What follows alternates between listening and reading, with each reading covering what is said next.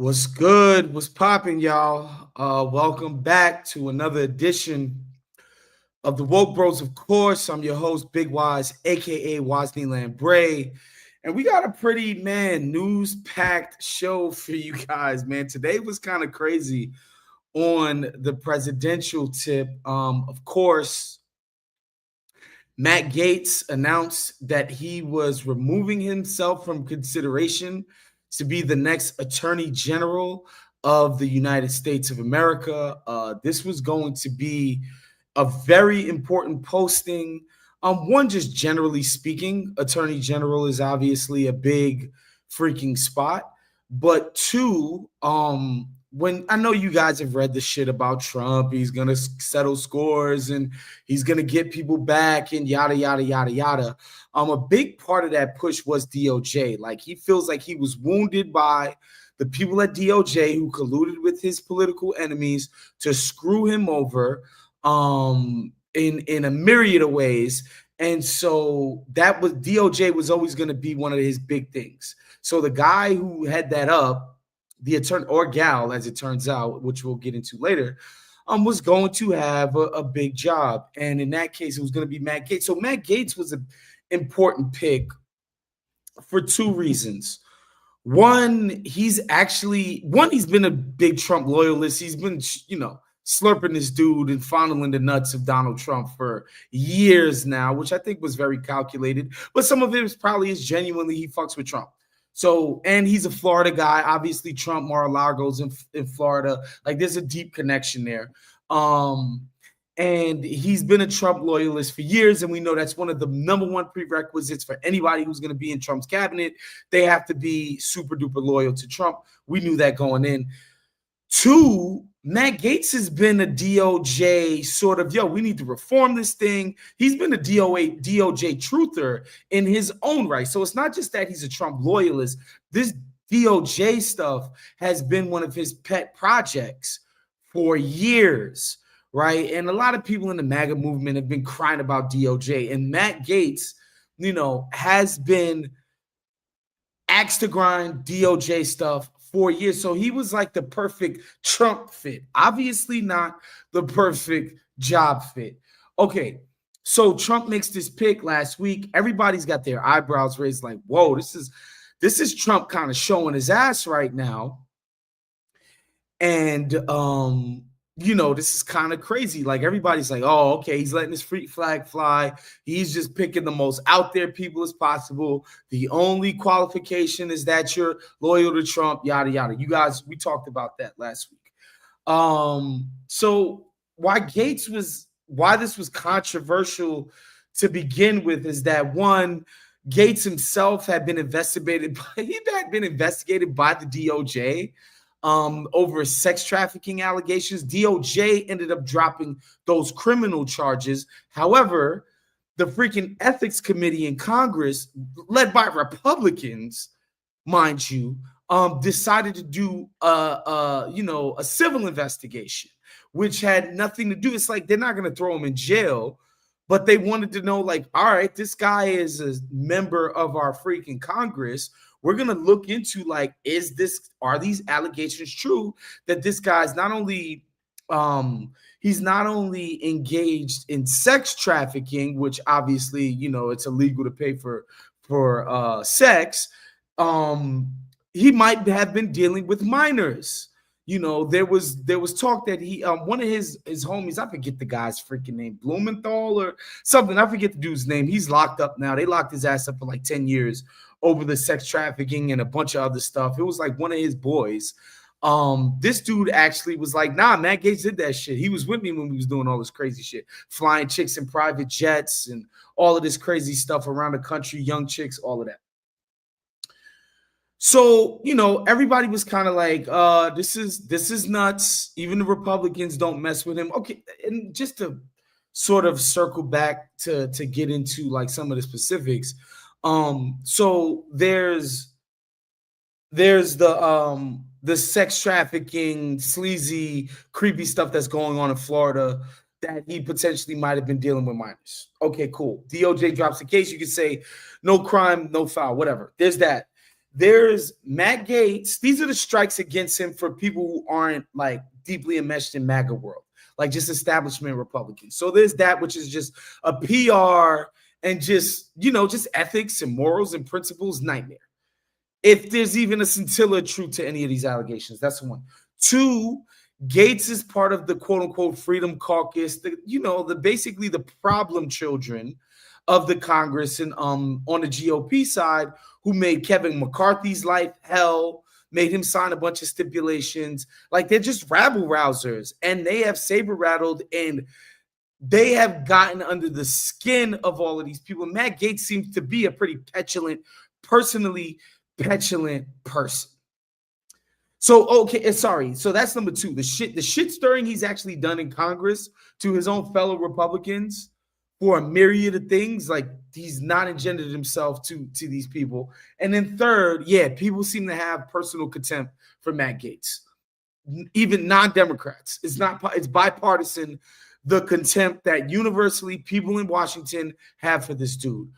There's a bunch of like stories about this guy, like on the House floor, showing people like videos of him fucking chicks and like telling his colleagues like, yo, I had to take a bunch of erectile dysfunction pills to get it going. Yeah, like he's known to be that kind of abrasive, annoying guy. So everybody's like, yo, hate this guy, don't know why Trump is doing this. But, there was this sense, I know I certainly had it, that Trump was going to ram through whoever he wanted, right? That if Trump nominated this guy, it's not because he's like, oh, like, let's just let them, feel like they're fighting me on this so I can get some stuff that I really want through.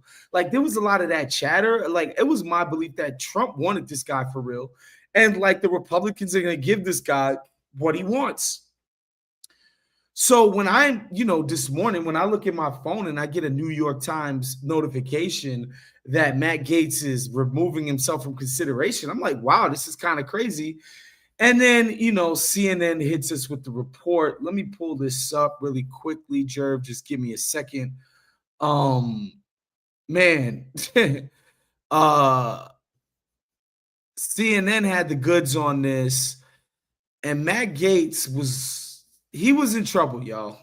There's no two ways about this. You can put that up on the screen, Jerv. Ethics Committee told of second sexual encounter between Matt Gaetz and 17-year-old at party, sources say. So Gaetz, for his part, what he had said was basically like, yeah, I knew these young chicks. I never smashed them. I never did nothing with them, like them Venmo, because they have records of Venmo payments from this guy's account to these girls. So he paid them for something. He was like, y'all mistaking my kindness and generosity for sleaze. That was his official line, which, again, y'all adults, y'all could do with that what y'all want. Obviously, I think that's bullshit. Especially a cat as sleazy as this dude. He's not just giving shorties bread for the love of the game. So boom, the woman who said she had sex when she was a minor with Representative Gaetz told House Ethics Committee she had 2 sexual encounters with him at one party in 2017. Sources familiar with her testimony tell CNN. The woman, who was 17 at the time, testified that the second sexual encounter, which has not previously been reported, included another woman, so they had a threesome. She also testified on both sexual encounters. Whoops, sorry about that. Both sexual encounters in a civil disposition as part of a related lawsuit, sources said. After being asked for comment for this story, Gaetz announced he was backing out as President-elect Donald Trump's Attorney General. Gaetz has reportedly denied having sex with the minor. Justice Department didn't get him. And then basically, bro, he got word that 4 GOP senators, and we can take it down, Jerv, 4 GOP senators were not going to back him as AG. This is,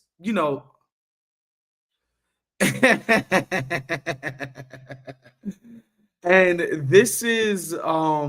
this is big. It's big for a couple of reasons. All of this shit remember leading up to Donald Trump's election, if Joe Biden and even Kamala Harris, Trump is going to be a dictator on day one. Trump is a fascist. Trump is ending democracy. Democracy's on the line. Blah, la, la, la, la. Trump's just going to ram in whatever he wants in Washington, which, by the way, it's just contrary to every single thing we've seen in this freaking crazy bureaucracy. Like these people are so entrenched in their power. Just the idea that they're just going to willingly give up their power to an 82, however old Trump is, 78, however old he is, year-old man.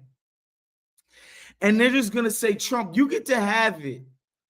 Well, like, basically the power that's come to define us and everything that we do in our lives as members of the Senate, as members of the deep state, as members of, the federal courts. We're just going to say we don't like or want our power and influence anymore. We're just going to let Trump have it because he won the goddamn popular vote by a percentage point and a half. That's what the latest tally is saying, that like Donald Trump is like, his victory in the popular vote is like 1.6% over Kamala Harris. That always felt like kind of ridiculous, that these people in Washington were going to abdicate their own power, their own influence, which is their only reason for being in it. It's all these fucking venal ass people care about, is that they get to, they get to say no to powerful people when they feel like it, and they get to themselves feel powerful. It just was always ridiculous. Like, me and Nando try to tell y'all, like, bruh, like if Donald Trump was coming in and becoming the dictator in chief and all of this shit, why was Joe Biden smiling in his face at that first meeting? If you really thought the country, the greatest country, y'all tell me, in the history of ever, is going down the tubes to some crazy dictatorship, why the hell are y'all smart? Why is Mika and Joe fucking Scarborough going to kiss the ring to a fascist? Somebody they call a Nazi and all this crazy shit. It's not that the Senate Republicans are like, oh, they're just so high-minded and they believe in the rule of law and the code of ethics, and these people are so righteous and they believe in democracy. No, they believe in their own power. Yeah, they think they should continue to have power, autonomy, influence, because having that influence makes it so that Donald Trump has to come to them and make concessions to them. That's how this shit works, y'all. That's how this shit works. Like this idea that everybody in this crazy, like, bro, these people in DC are so power hungry. You have no idea, bro. All they care about is their proximity to power, that these people would just willingly give it away because Donald J. Trump won an election by 1.6% margin. Was always crazy, y'all. Like, again, I'm not saying these are great people. And I think Matt Gaetz was having problems with his polling. Like he was polling quite horrifically as well. He was like one of the least popular cabinet picks or whatever when they polled Americans. The Senate and the House, he had no friends at the end of the day. And I think what's interesting, the most interesting thing to me is that, one, Donald Trump realizes that his political capital is not unlimited. And two, he decided that he wouldn't use any of it to save Matt Gaetz. He basically was like, yo, Matt Gaetz didn't want to distract from the great things we're about to do for America. He's gone. I know he's going to continue to do great things. We're moving on. It's crazy. That's interesting to me. I'm fascinated by the fact that Donald Trump just said, yo, this guy's not worth the trouble. And realistically, there's a bunch of people who are quote unquote qualified, essentially have law degrees, to prosecute Donald Trump's case at DOJ. And he found this Bondi woman who we'll get into, But I do want to play y'all the clip that my man Ken Klippenstein put together of all of these idiots on cable news talking about constitutional. Oh, it's about to be a constitutional crisis. By the way, just hyped about it too. People are talking about, and I think Hold on. without hype. Is the sound on, Jerv? Could you hear the sound? All right, here we go. Hyperbole in this. Hold on, let me start it from the top. People are talking about, and I think without hyperbole in this case, a constitutional crisis. We're in the beginning of a serious constitutional crisis. We might even be gearing up for a low-key constitutional crisis. A potential constitutional crisis. A constitutional crisis in the making. It provokes a constitutional crisis. His first constitutional crisis. There are people legitimately saying there could be a constitutional crisis. I think maybe small c, maybe big C on crisis over this. And there you have it. Yeah, allegedly there was going to be a big crisis because Senate Republicans was not going to confirm him and Trump was going to ram it through somehow. And like, no, that's not how the bureaucracy works. You know, and again, what I keep telling y'all, man, when these freaking sicko Democrats, like if this is how it actually works, why don't you guys ram stuff through on our behalf? When you're in the seat of power, when you guys run the Senate, when you guys run the House, when you guys, are in the executive branch, the White House. It's just obvious, man. Like, this is, whatever. It is what it is. But yeah, this is just kind of crazy. Again, it's not like Matt Gaetz doesn't possess some singular talent for being a Trump crony and working within that bureaucracy in a way that makes Trump happy and is politically skilled enough, able to wring enough arms and pull enough levers to make that machinery work. Matt Gaetz is not singularly, talented in this regard. Like he's easily replaceable. I think Trump wanted to reward a guy who had been loyal for a long time, who had been stumping for, the shit that he's been griping and bitching about for years, and was like, yo, I know this guy's down with me. He's got a facility with the facts of the things that we hated about the prior DOJ regime. And so he's going to go in there and do my work for me. But it's not worth fighting over. It's not like Trump's like, yo, fuck that. This is my pick. Or because, he had these other mechanisms that he could that he could use, whether it be recess appointments or his administration had leaked to the press and threatened that if the Senate doesn't play ball, that he might do some shit like, appoint Matt Gaetz as acting attorney general, which would just be him just bypassing the senatorial process. Like they made all of these threats. But at the end of the day, I think the Senate got the goods on this dude. They already hate him.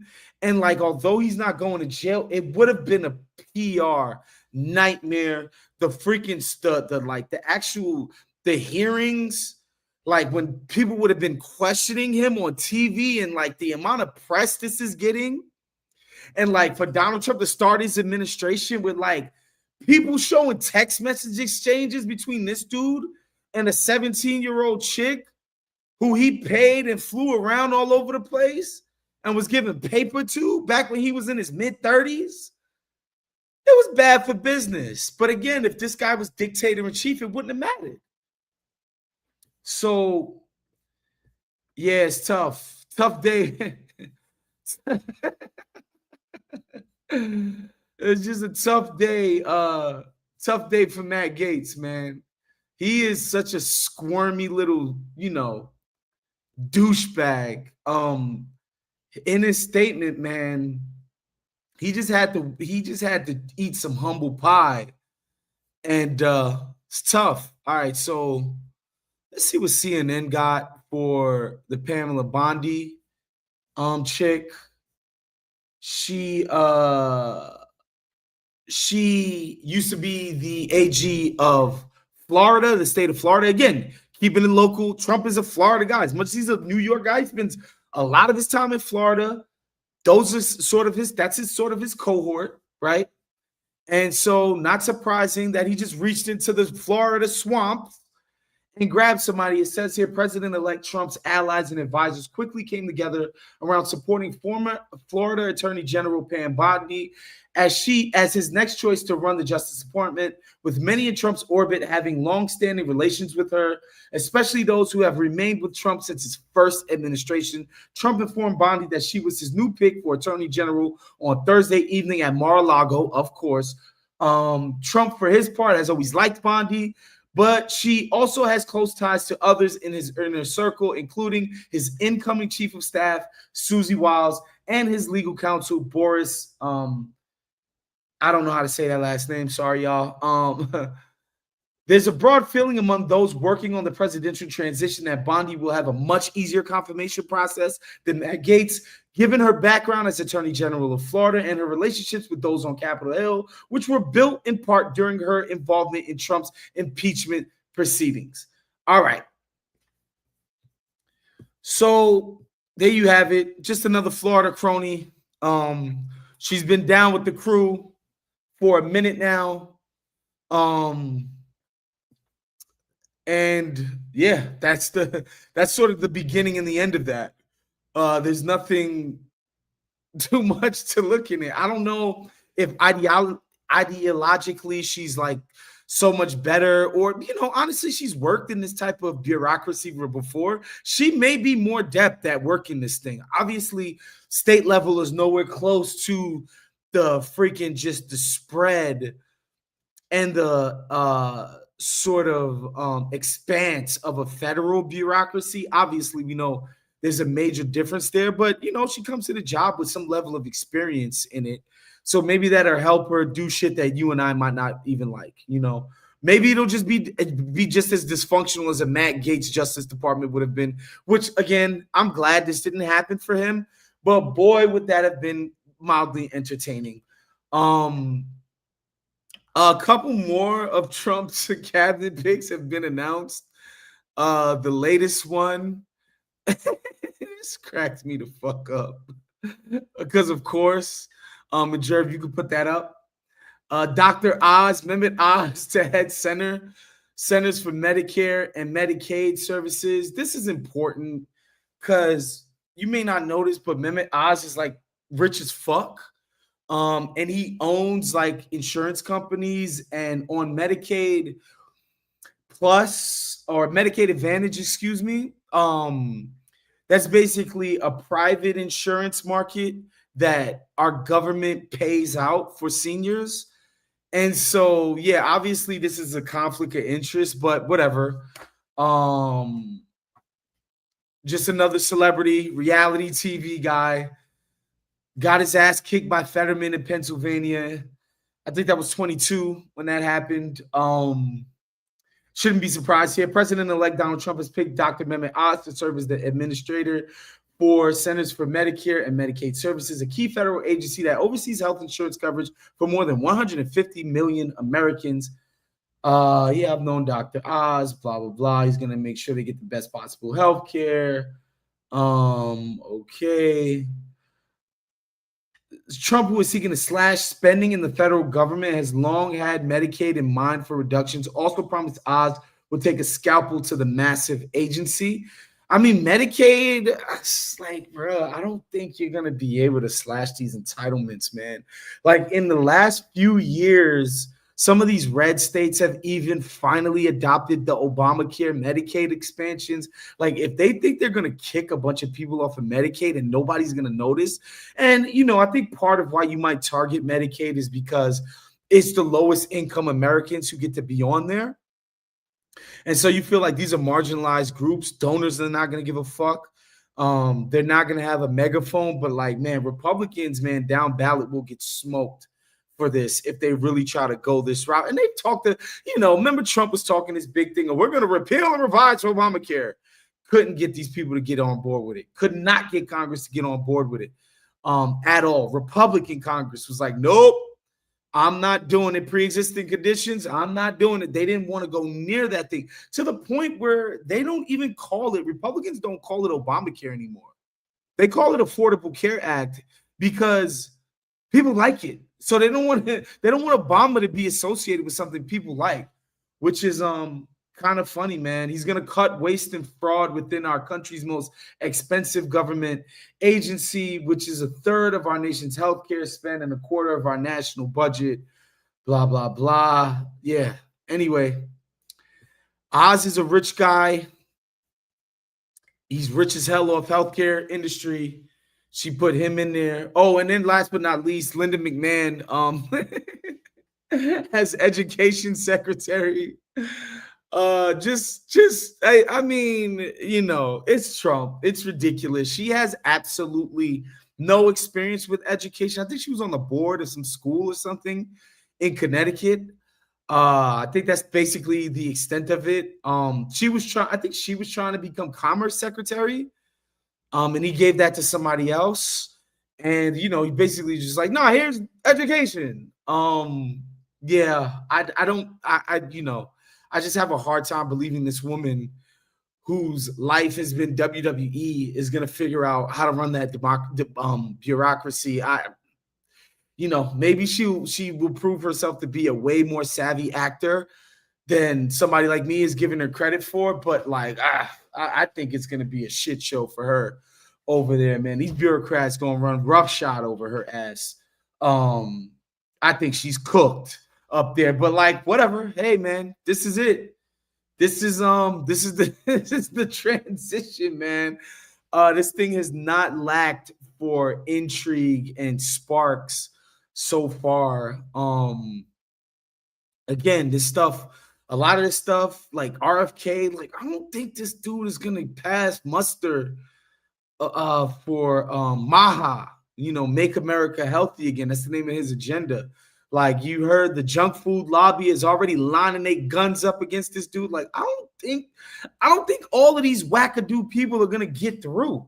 Trump is gonna be able to expend political capital, meaning like, get on True Social, go on TV, use his bully pulpit as the president and the president-elect to like get these people in line to vote for some of his people, but he's not going to be able to get everybody. And somebody like, RFK, who's already out there apologizing for calling Trump's base a bunch of Nazis and, a bunch of racist, crazy, foaming at the mouth people.